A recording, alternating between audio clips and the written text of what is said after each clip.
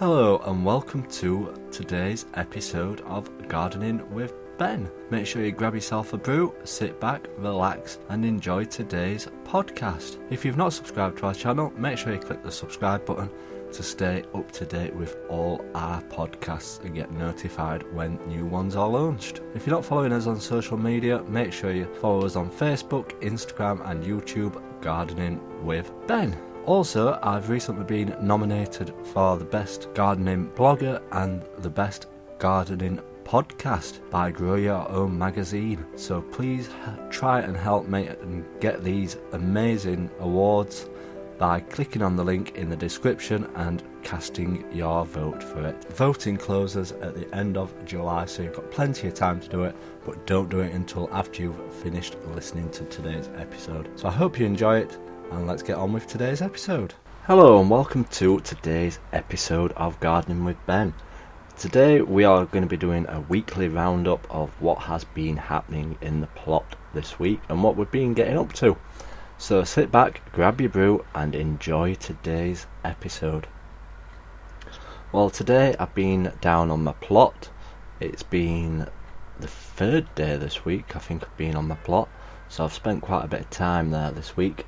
Today, as per usual, I've been weeding, lots of weeding always to be done on the plot, as we have thankfully had some rain, but obviously it makes the weeds grow as well as the fruit and vegetables, and with all this warmth they certainly grow faster than the vegetables are growing, so we've been doing plenty of weeding. But I've also cleared one bed today, and I've planted my lion leeks.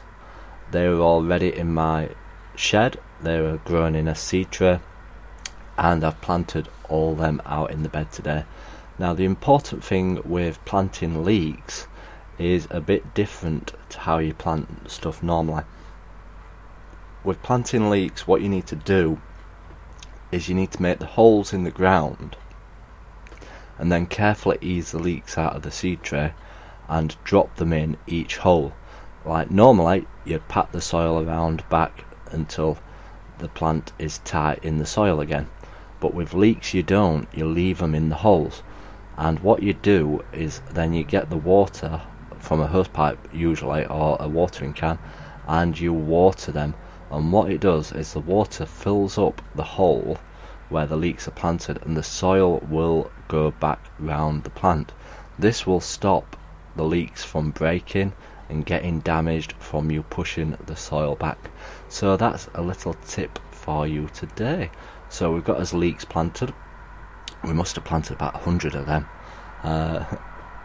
God knows what will happen when all the leeks are ready, but we'll be having plenty of leek when they are all ready, which will probably be around winter time, but we'll see how we get on with them.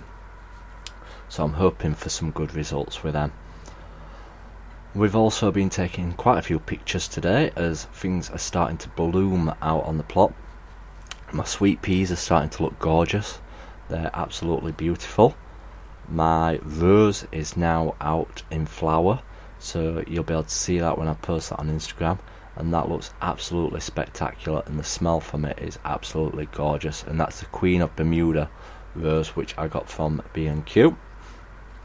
Also, I had a check on my carrots, and as you know, I'm trying a new trial this year. I'm planting them in tubs rather than in the ground, and they have just started germinating, so I'm pleased about that. I may have sprinkled too many seeds in the pots, but what we'll do is that when they get a bit bigger, we'll thin them out a bit and leave the best ones in there. That's the thing with carrot seeds, you can get packets quite cheap and there'll be thousands of seeds in it, so just sprinkle them in and then thin them out to the seeds that you want. So they're coming along pretty good. And also I had a look at my squashes today. I'm trying lots of different varieties of squashes this year. I've never really tried many varieties of squash. I've only tried a butternut squash and a courgette, but I'm trying about 6 or 7 different varieties of squash, and some of them are just starting to flower now, so I'm excited for those to develop. Hopefully the slugs won't eat the plants, as like I say, it's been raining, so the slugs are back out in force. So hopefully we get some good squashes from them, and I'll be able to taste them and show you what they look like. We've also this year planted our cucumbers outside.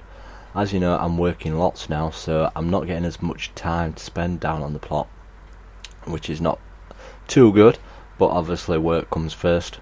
And this year I planted my cucumbers outside, as I haven't got the time and the commitment to keep going down every day and watering them. And obviously if they're outside, hopefully sometimes it'll rain, plus the ground will stay damper rather than in a polytunnel where it'll dry out a lot easier.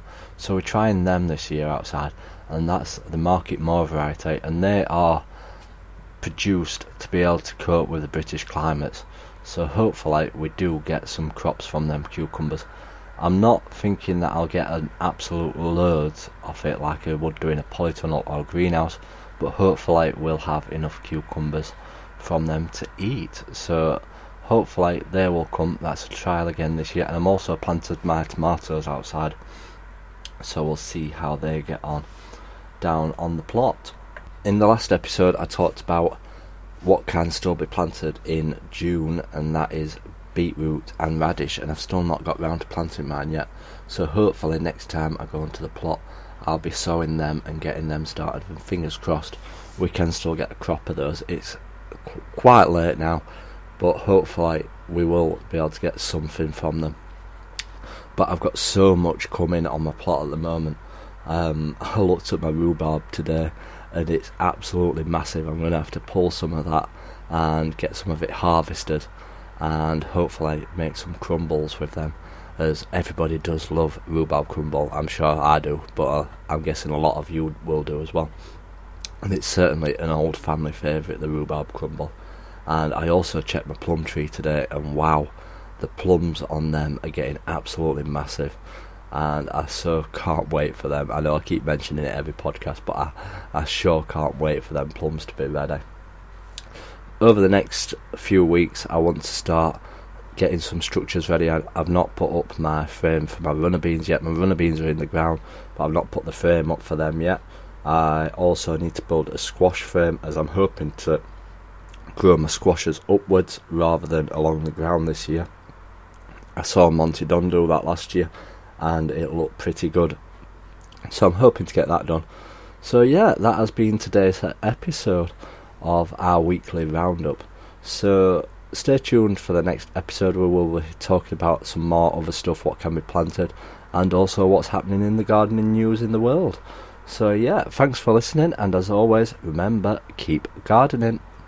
Thank you for listening to today's episode of Gardening with Ben. I hope that you have enjoyed it, and make sure you do click that subscribe button to stay up to date with all our podcasts and get notified when they do launch. And feel free to follow us on all our social media platforms: Facebook, Instagram and YouTube, Gardening with Ben.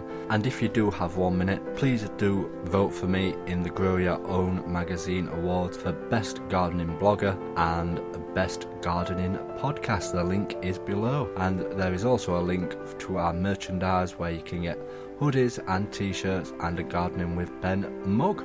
So check them out today. Until next time, keep gardening.